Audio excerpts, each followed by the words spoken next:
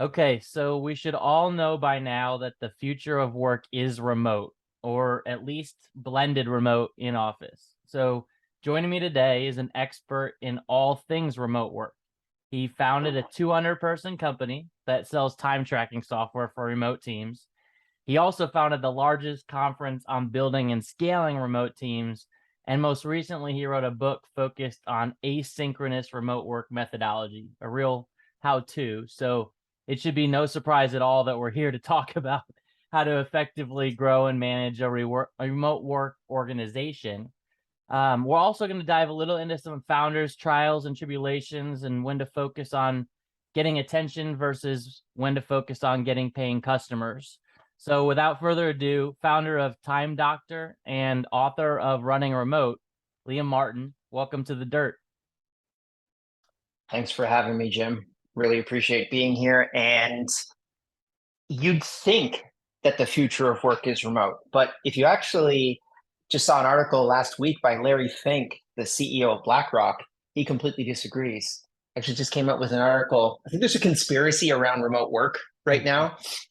He said the answer to inflation and our problems in the economy is just getting people back into the office, said by the largest single holder of corporate real estate on planet Earth.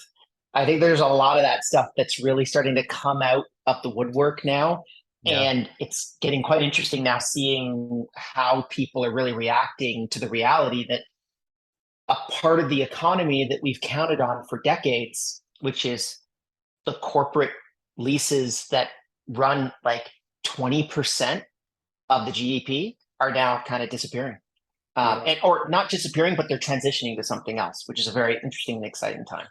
Well, you got Larry Fink, you got Malcolm Gladwell, you got all these people coming out and talking about that. So I'm glad you pointed that out because that's where I'd love to start. Like, what's your reaction to, these expert business leaders talking about how remote work is not the future? They're trying to sell horse and buggies when the Model T is already out there. It's kind of over. Like, just the reality is that remote work produces a more competitive work landscape where you can get better talent on the employer side. Your costs are significantly lower from acquiring that talent. And more importantly, the workers that you do hire remotely are more productive than the workers that are in the office. This is just simply a better way to be able to extract capital out of corporations. Literally, like that's it, right? It's a better way to, as in chapter 2 of the book, we have the head of remote for GitLab, and he said this is a horse and buggy versus a Model T moment where we're just recognizing that now we have this new way of running companies that is just fundamentally more efficient than the previous models that were there before. And I think that just we're starting to actually come to that realization as we're entering the post-pandemic era. So what comes out of this? Like, where does the rubber meet the road when all is said and done from your perspective? I think we're probably in the next 10 years, we're going to have more than 50% of the US workforce working remotely. Right now, we're sitting at about 35%. In February of 2020, we were at 4%. By March of 2020, we were at 45%. We've dropped to 35% now. We're actually starting to go back up now. So our bottom point was about 2 months ago, and now we're arcing back up. Projection is 50% within the next 5 years. The salinity point for remote work for digital workers is 67% in the United States. McKinsey's saying that, not me. So I would probably say more than 50% of the US workforce is definitely working remotely in the next 10 years. And I would say in the future, the vast majority of management will be happening remotely and not in person. So does the future look a lot more blended, or is it one or the other? So I love the terminology that everyone's using in the market right now, which is work from home. And I love that term. I was originally kind of pissed off at it, but now I love it because it's a great differentiator between where I think we're going and where the kind of corporate stakeholders think that we're going. So work from home is there's a scary virus outside. I can't leave my house. I have to work at my kitchen table or in my closet somewhere with my wife, husband, kids, dog annoying me. Remote work is the ability to be able to work from home, the ability to work from a co-working space, from a coffee shop, from the office if you want to, from a beach. I don't suggest you try the beach though. I did it once and it cost me $500 to replace my keyboard laptop. But outside of that, you can do whatever you want. It's really about empowering people to be able to work wherever they want, whenever they want. And that's the real game changer towards where we're going, because that's the thing that makes remote workers so incredibly excited to continue to work remotely. Yeah. So they'll basically charge you less for the same amount of labor if you can just allow them to be able to work remotely. There is a study that Buffer did right before the pandemic, and they've reconfirmed it now to around the same number. A remote worker will take on average a $20,000 pay cut to be able to continue to work remotely. I mean, what other thing would you take a pay cut of $20,000 for? I can't think of one off the top of my head. And so I think we're at the cusp of a very exciting phenomenon. As I think I said on page 7 of the book, I quote Andreessen and Horowitz. They've stated that remote work is a permanent civilizational shift, more important than the internet itself. Because when you think about what the internet did, it really allowed you to be able to digitize information, but remote work is now allowing you to digitize labor.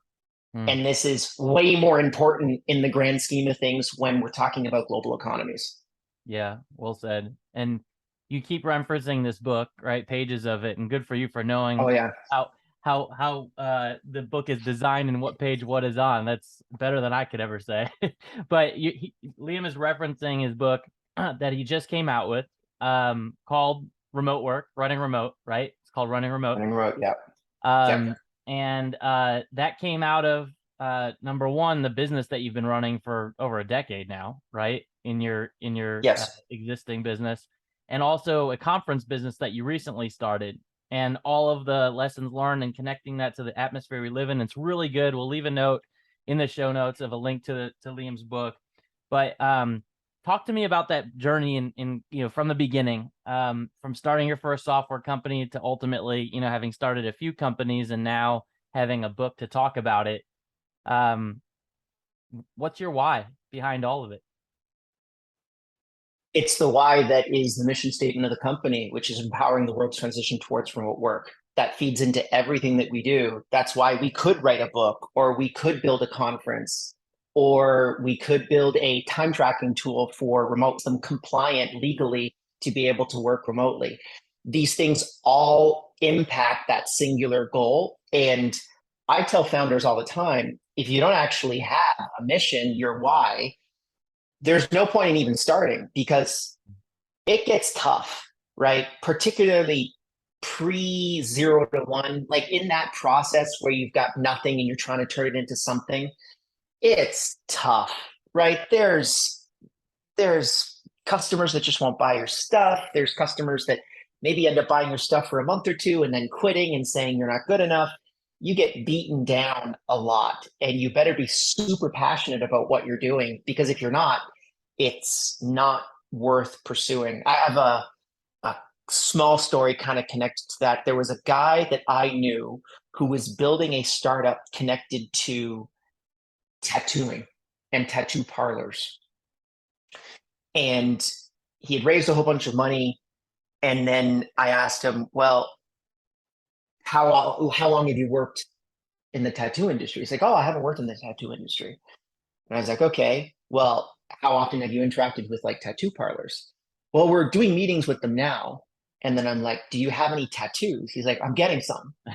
And I'm just like, what? Dude, get out of here. Like, run as quickly as you can out of this business. You're not going to enjoy it because you're just not who that customer, you're not one of your own customers. You got to scratch your own itch and be excited about scratching your own itch. That's what we've been doing. And that's why I've been in it for 13, 14 years at this point.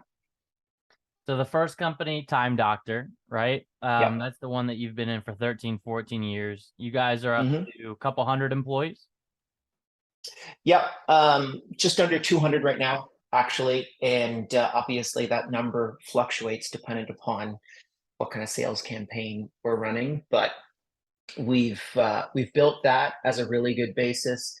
And then about 6 years ago, 5.5, 6 years ago, we started running remote conference, which really was born out of our frustration of remote work being seen as lifestyle businesses for a lot of people, particularly venture capitalists. Yeah. Isn't that a cute little lifestyle business that you have? And I'm just like, it's not a lifestyle business. Like it's $100 million business. It's $1 billion business, right? Like it's a huge A higher margin part business, of, right? yeah, it's a high margin. I mean, it's a SaaS business, number one, which is incredibly powerful. But it was just this perspective that if all of your employees are not in one place, then you're not a serious business. Then you're a small business, and you're a business that doesn't matter. And obviously, that trend completely reversed with COVID. But up until that point, the community of what I like to call remote first companies, the remote pioneers that I interviewed throughout the book, they were building massive businesses, but just no one really cared. And the vast majority of those companies were actually bootstrapped, which was ironic because we couldn't really raise any money because VCs, for love them or hate them, they are really kind of they're like signal tracking tools, right? Like they have to figure out the right processes and the right kind of signal to be able to say, yeah, I'm going to invest in this type of company. And one of the things that just pulls you completely off of their lead list is, oh, well, they're working remotely. They must not be serious, or they must not be able to really build something that's innovative. But there are tons of companies that are doing it. I argue all the time. It's like, when's the last time that you checked out the Ethereum offices? How about the Bitcoin offices? What about like WordPress or Shopify, right? Like these companies that run the majority of the internet and almost all cryptocurrency are completely remote organizations. And there's thousands of different companies that are doing exactly the same. We touch on those in the book, and we really kind of show people with the conference and the book that you can actually build $1 billion business and you can do it remotely. So all these companies, all these founders that you interviewed, largely bootstrapped, largely VC ignored, we'll call them, for better or for worse, right? What other trends did you see in what, either the way that things were being managed or in traits of these founders or of companies? Anything that stuck out? So incredibly simple. And as I went through these interviews, I realized it, and it hit me like a brick in the face. Almost all of the real pioneers that I interviewed for the book had one single thing in common, which I call asynchronous management, which is the ability to be able to manage people without simultaneously interacting with them, Mm-hmm. which is a little bit of a hard concept for people to get, particularly if they've never been exposed to remote work before. But I do a 40-hour work week, and I probably interact with staff about 4 out of those 40 hours. So the other 90% of my time, I'm actually focused on what my friend Cal Newport calls deep work, which is the ability to be able to have everything at your disposal to be able to solve hard and difficult problems, but do it autonomously on your own. So asynchronous management basically provides you all of the processes, systems, and accountability measures to actually deploy work at scale without asking for permission from someone else in order to actually accomplish that work. Difficult to get your head around, but once you actually accomplish it, then you can build companies like WordPress or Shopify or GitLab, these businesses that are just doing billions and billions of dollars a year, and they don't actually talk to each other. So who are the folks that are doing it the best? Is it the Shopify? Obviously, Time Doctor, but is it the Shopify's? You keep referencing them as an example. WordPress as an example. Who are some other great companies doing it right? So WordPress was really kind of one of the first companies that did it. And when you look at the basis of remote work, it really stemmed out of the open source community because they couldn't afford to actually, I mean, they're basically nonprofits. So they couldn't afford to be able to make these types of investments in office space. So companies like WordPress are really good. Another great pioneer is Basecamp. They were very, very early. They actually wrote one of the most archetypal books on remote work, which is called Remote, which I have here. And then later on, we've got companies like GitLab. Shopify actually went remote during the pandemic, but they've been able to scale down on it and do it really aggressively and successfully.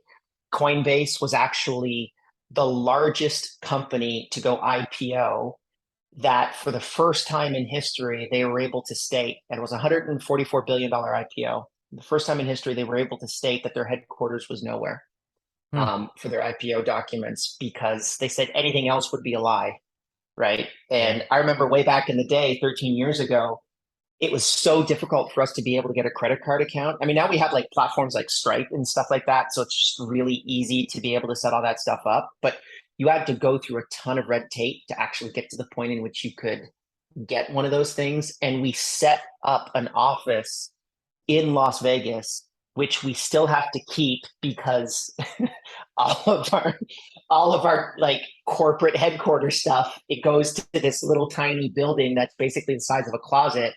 And there's one person in there that literally receives the mail, opens it, digitizes it, and then sends it to us. And like that's what remote companies had to do to be taken seriously and legitimately in the market. It's changed now, obviously, but it was so frustrating way Yeah. back in the day because you just couldn't really.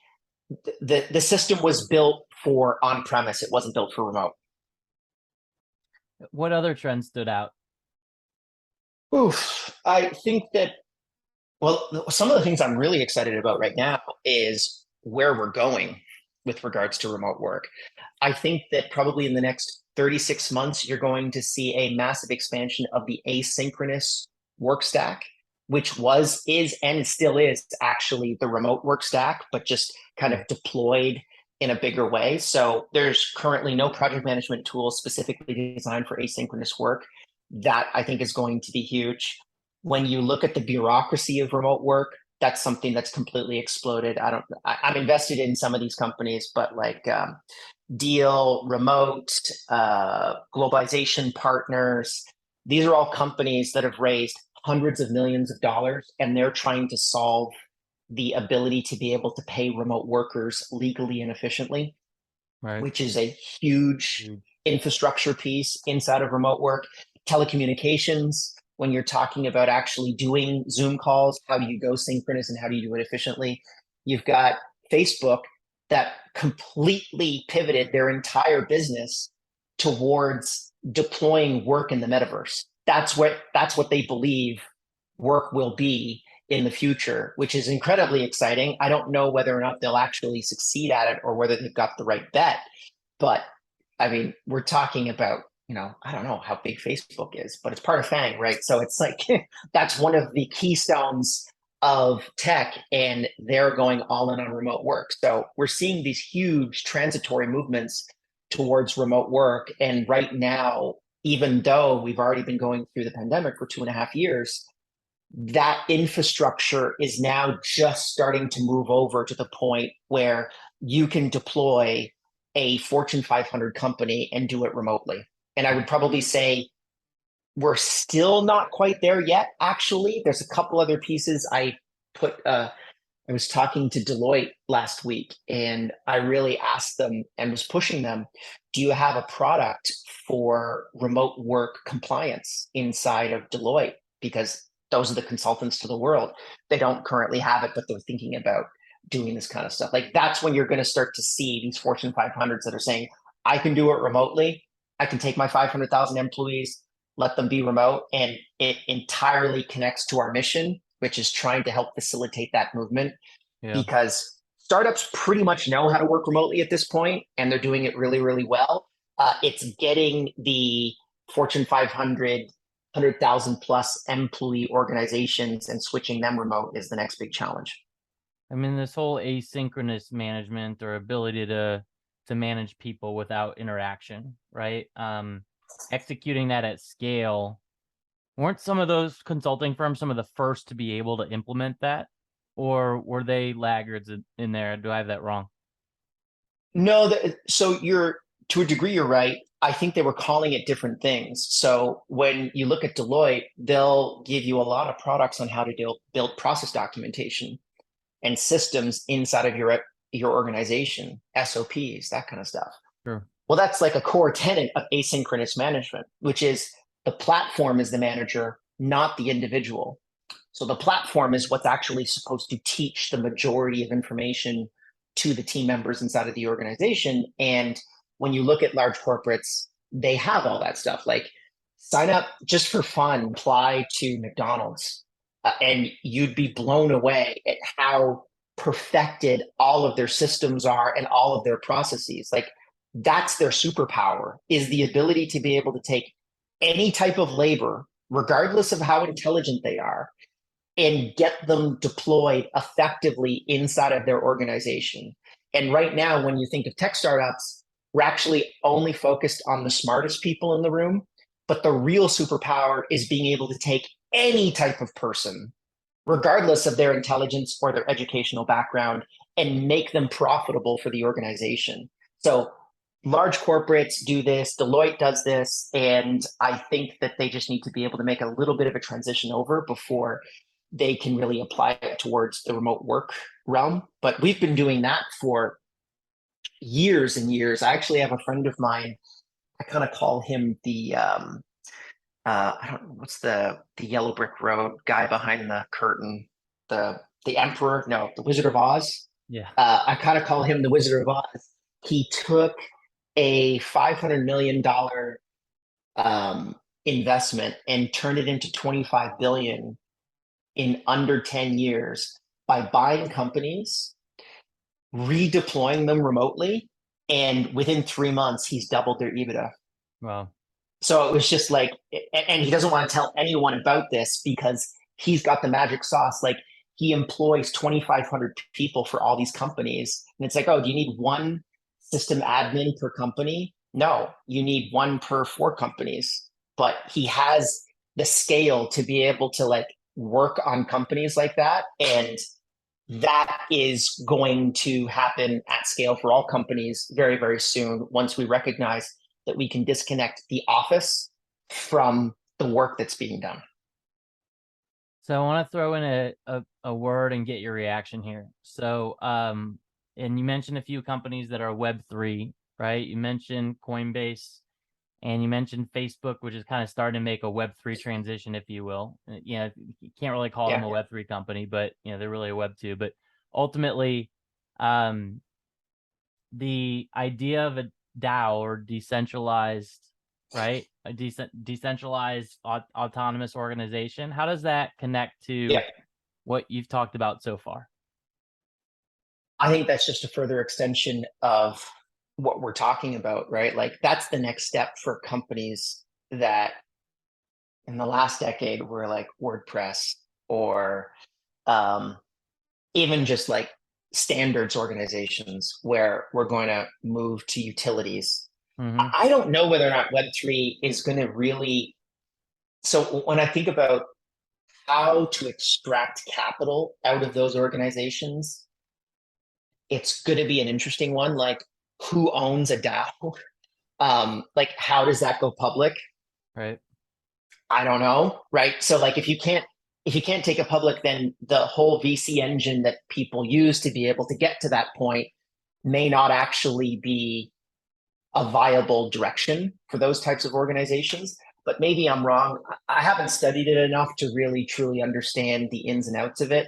But I think that the beauty of it right now is because you require such a smaller amount of initial capital to be able to get these companies started, you can start them on such a small amount of money that they can be bootstrapped and succeed at scale. And once they're actually just running, I mean, the ownership perspective of, hey, yeah, go in and do some work and you're going to get equity on it. I mean, at this point right now, I have switched my rule, which is I do not do anything for money for other companies. I only accept equity because I've realized that over a 10-year span, the equity is worth way more than any reasonable amount of money that I can charge them right now. And I think that that's probably also going to be really smart when you think about some of these engineers right now that are saying, yeah, okay, I'm going to work for this DAO or that DAO and get that equity stake that might be worth hundreds of millions of dollars in the future. Yeah, well, great points there. So as you think about some of your journey in starting Time Doctor and you know, getting to the point where you've gotten today, What are some of the biggest growth milestones or growth roadblocks that you saw as part of that journey? Biggest one earlier on is get to money as quickly as humanly possible, and don't be scared about asking people for money as early as humanly possible. And I can give you a story that kind of alludes to that. So the first year and a half of Time Doctor, it was a free trial. Or sorry, it was like basically free. So we didn't have a free trial. There was no trial. You could just sign on and it was an open beta. And we had about 6,000 customers at that point that were using it on a weekly basis, which we thought was pretty good. This was way back in like 2011, 2012. And we were so terrified about switching it over to a paid product because we were getting a whole bunch of attention from other companies. Like other companies wanted to actually buy us out completely and integrate our technology into what they were doing. And we thought, well, we might just completely blow the tires out of our growth if we don't, if we switch it over to paid. But then we also realized, well, we need to actually pay our bills because we're bleeding money like crazy and we were bootstrapped at that point. I mean, like crazy. I think we were losing 15 grand a month. And first month that we switched over to paid, we made 6,000 MRR, I remember, and only 10% of our user base switched from free to paid. However, the amount of hours that they were tracking 10x. So we had the same amount of activity on our platform than we did before. The other really great thing that happened is we started to get hate mail. We started to get emails like, your app sucks. It's not working properly. I'm going to quit. And that was exactly the information that we needed. So I always tell founders, divide signal versus noise. So just because you have a bunch of free users that use your product, that means shit in comparison to actually getting paid customers that are using your product and get angry when they're not happy. You're not measuring the amount of inside of your product. If you're not doing that, then you're basically measuring nothing and you're going down product routes that are actually going to be detrimental to your overall roadmap from the product perspective. And I wish we had learned that 2 years earlier because we'd probably be an extra 20 or 30 million ARR ahead of where we are right now. So I mean, that's a huge lesson learned. You've also had an instance, I think, more recently where the flip side of that became a really important thing to focus on, right? Having a free trial or getting more attention versus, getting more paying customers. Can you talk about that dichotomy? Yeah, well, so February to March, February of 2020, we had maybe 5,000 trials that were coming in. And in March, we had 35,000. Like, we're talking the very definition of hockey stick growth, right? Like, they all talk about that.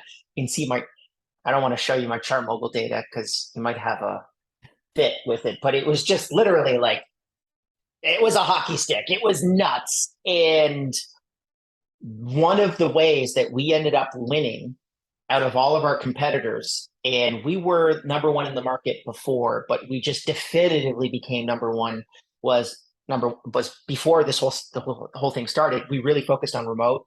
So a whole bunch of our competitors were doing different use cases that were not remote, and we just stuck with remote because it was a fundamental component of our mission. And that's kind of a black swan event that you can't take into consideration. But we always knew that remote work was going to be the market that was expanding by 5 to 10% every year. So it just happened to expand by 200% in 1 year. And that's black swan event. But we knew that the endpoint was going to effectively be the same. But the way that we absorbed all of those customers was we had a really good product-led funnel as opposed to sales-led. And a lot of our customers or our competitors were really focusing on, okay, well, let's try to set up your account. You can deploy 100,000 seats on Time Doctor tomorrow if you want without talking to us.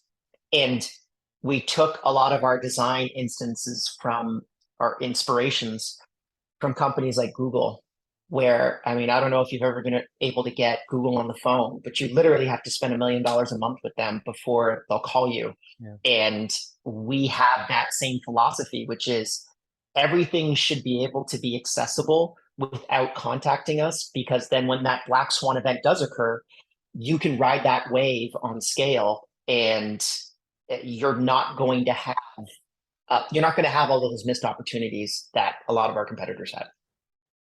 So when people are thinking about, do I focus on getting attention or do I focus on getting users or paying users?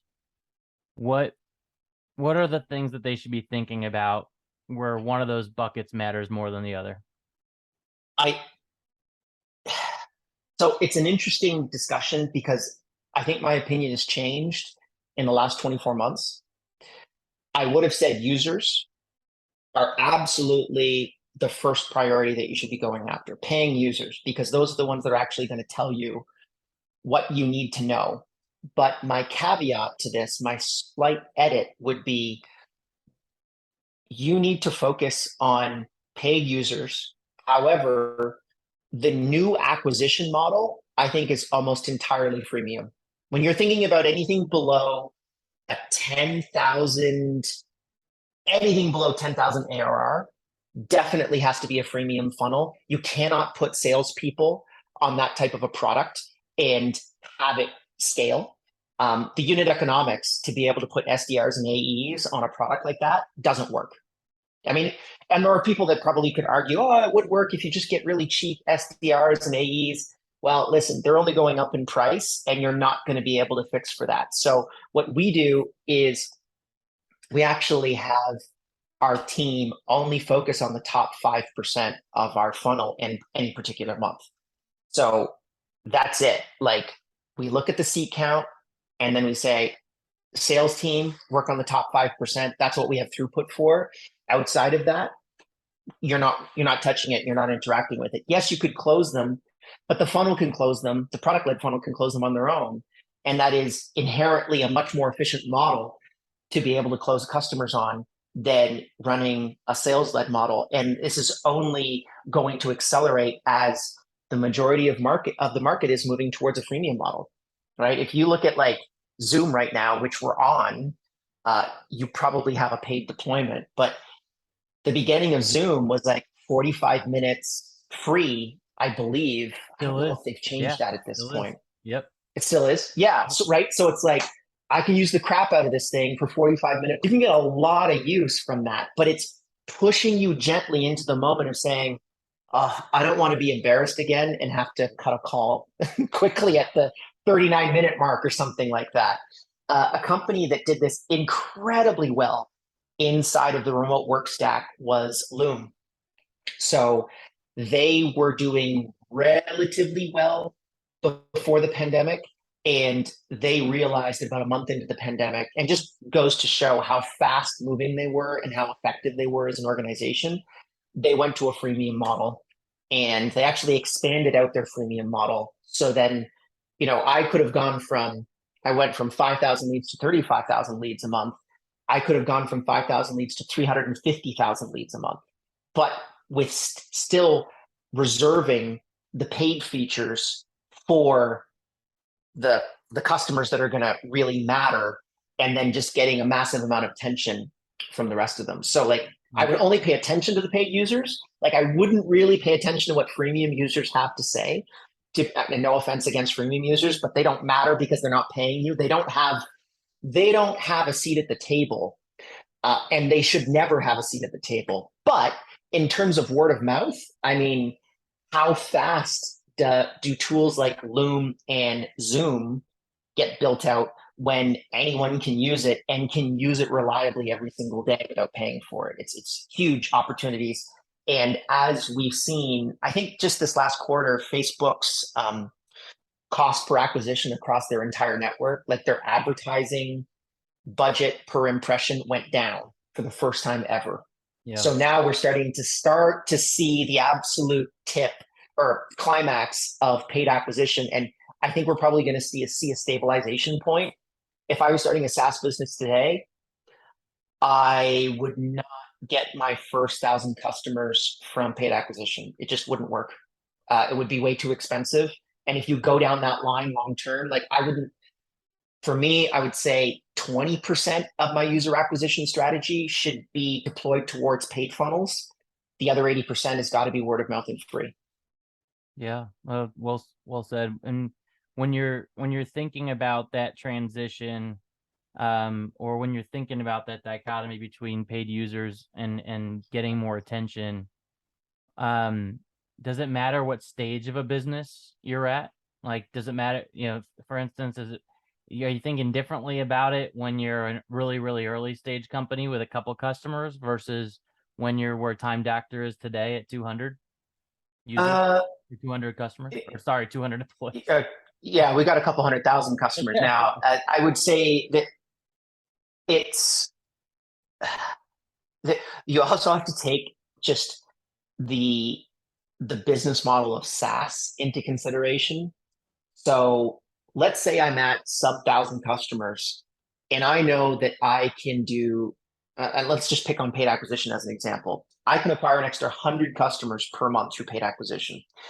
If your churn numbers are solid, and that would be in the SMB space below 3% monthly, that compounding interest from the referrals that you generate from those 100 customer cohorts 10 years down the road is 10 million ARR, 20 million ARR, right? So you can think of it in that context, but it's very difficult because you might run out of gas in between. So I would say if you can afford to be able to make those investments early and understand paid, go ahead and do it.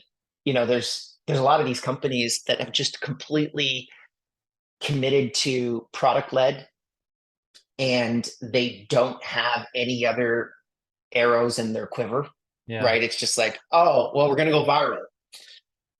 Yeah. Doesn't work, man. I mean, it does sometimes, but then when it's over, and then what the hell you're supposed to do next, right? It's just like, will be out of cash means yeah, you've probably seen some of those instances where it's like, yeah, we went. I mean, Clubhouse, perfect example, right? I don't know about you. Everyone and their dog was on Clubhouse 2 years ago, right? During the pandemic. That was going to be the new Facebook. I mean, I remember the valuations of Clubhouse being insane. And now they're a rounding error. I mean, they probably still do have a little bit of activity that's happening, but like I haven't logged on in months and months and months. And it's like, where's their next move? Because once you have that, if you have nothing else to acquire your customers with, you're going to be stuck. I think if you've got like a one track, it's always just I don't want to kind of say something that maybe I'll regret. Basically, if you're like a one trick pony, you're one step away from your company completely imploding. Whereas for us, we've got content, community, paid acquisition, and referrals. Those are the four big like bases of Time Doctor's growth. And I could knock out paid tomorrow and we would still be okay. Yep. I could actually knock out SEO tomorrow and we'd still be okay because our net revenue is positive. So, you look at all of those things and you try to really figure out, okay, well, if you lost this tomorrow, what would happen to your business? And I think it's really important to be able to run those exercises as often as possible because sometimes those things do happen. There was a company that I was working with that was delivering snacks inside of offices. And I worked with them in like 2019 and things were going really well until all the offices closed everywhere on planet Earth. And overnight, their numbers went down by 85%. And it's like, shit, we're screwed. And what they did is they pivoted to a Slack app where you could literally order snacks on the company dime that would be delivered directly to people's homes. Didn't end up working out. I won't tell you the name of the company, but I respect those types of pivots, that quick movement, which is so important, but it was just a little too late, unfortunately. Yeah, and there were a lot of those pivots that occurred when we started to see that massive shift, as you pointed out, towards work from home. So some worked, some didn't. Yeah, The exactly. the uh the way we typically close these shows off, Liam, is with just a series of 5 kind of rapid fire questions. Call it the Founder 5. And they're all around your growth as a founder and your company's growth. So the first one is the number one metric or KPI that you are relentlessly focused on. Churn. Anyone that's above 10 million ARR in SaaS, that's the first and last number that you should look at every day. All the other numbers don't matter. It's about keeping customers, not getting more at that point. Yep. Top tip for growth stage founders like yourself. Get really good at hiring people and convincing them to work in your company. That is the only way that you're going to grow. You can't do it the way that you used to do it, from 0 to a million, or a million to 10, or even 10 to 50. You might have some impact on the growth of the company. If you want to build a $100 million business, you need to be able to completely extricate yourself from the business, and the executives and the managers and the operators inside of that company are the ones that are going to be running it. If you can't recruit good people to be able to do it, you will not succeed. And unfortunately, the majority of people that I see do a really bad job at doing it, and they replace paychecks with leadership. So they just pay these people more money, and that doesn't work in the long term. You can't buy loyalty, you have to earn it. That's a good one. Favorite book or podcast, other than your own, of course, that's helped you to grow? 0 to 1 by Peter Thiel is the best theoretical framework that I can think of for building a startup of any kind, and really puts you in a fantastic framework of how to build not just a small business, but also a big business. And one that I've been reading recently, which has been great, is Inspired. And I can't remember the name of the author, but it is a book on product management. And I'm about 2/3 of the way through it, but it's just completely changed my mindset on how to be able to build products quickly and efficiently. Nice. I love that. Okay. Yeah, that's a good one. I haven't read that one. 0 to 1's one of my favorites as well. Although it's ironic, sometimes the concepts of 0 to 1 really seem to apply towards businesses well beyond one, even more than they do from Yeah, 0 to 1. I mean, I think that you should reread that book a couple times, because you'll actually learn a whole bunch of lessons that you wouldn't have otherwise known. One of the chapters that I loved was talking about how Elon Musk used government funding to be able to fund Tesla and fund it into the company that it currently is today. Just recognizing how to be able to take advantage of capital and execute on it effectively is a really interesting. Um, it's not just for little tiny companies; it's for big ones too. So Business. if you're Yeah. if you're listening to this right now, and you're like, "Oh, I'm doing 100 million a year. I don't need to read it." You need to read it. You should You need definitely to read it. crack it open. Yeah. Yeah. Exactly. Exactly. All right. Here's a little bit more unconventional of one. What actor would play you in a movie? Liam Neeson, because we both share the same first name, and it wouldn't be confusing for him, because people would say Liam and then he would just respond. But he'd have to get off the Irish accent and get more of a Canadian one. That's hilarious. Actually, Almost funny saw. story. I was in the Philippines, and I was staying at this like long-term Airbnb. And for those of you that don't know, Manila is a massive city, 15 million people. Actually, it's 15 to 20 million people, because people don't actually know how big Manila is. It's that big and that kind of loopy. So I go for this 1 month Airbnb, and because it's a culturally different environment, there are 2 women that took care of the property and lived in the house with me. And I didn't understand that it would come with staff, right? And they could only speak Tagalog, which is Filipino.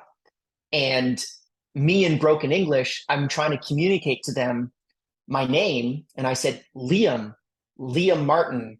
like Liam Neeson, because I thought that's the most famous Liam that there is, Yeah, right? That I know of.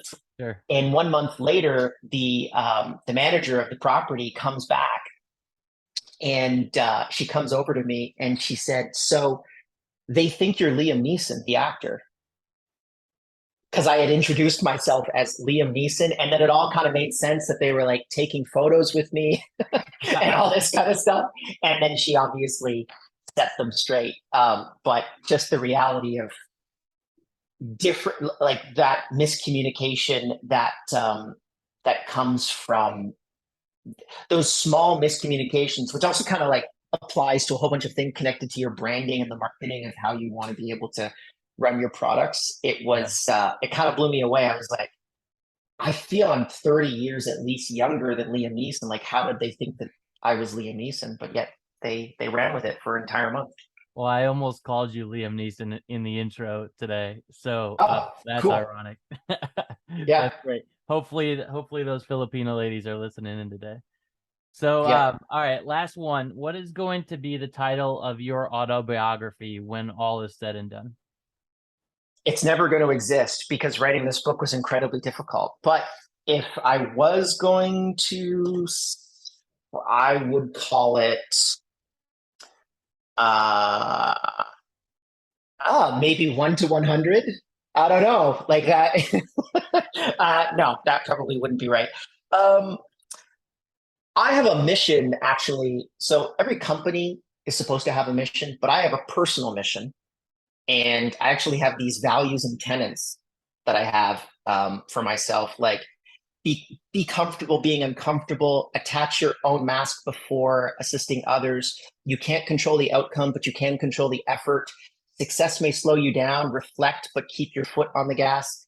And one of my personal missions is making the world a better place through technology and leaving a positive legacy for my family, friends, and the world at large. So even though that's not a very sexy title, um, probably leave a positive legacy for my family, friends, and world at large, and how to hopefully do that and get other people to do that too. Yeah, and what a founder focused message that is, since we all kind of get started for some version of legacy connected to it.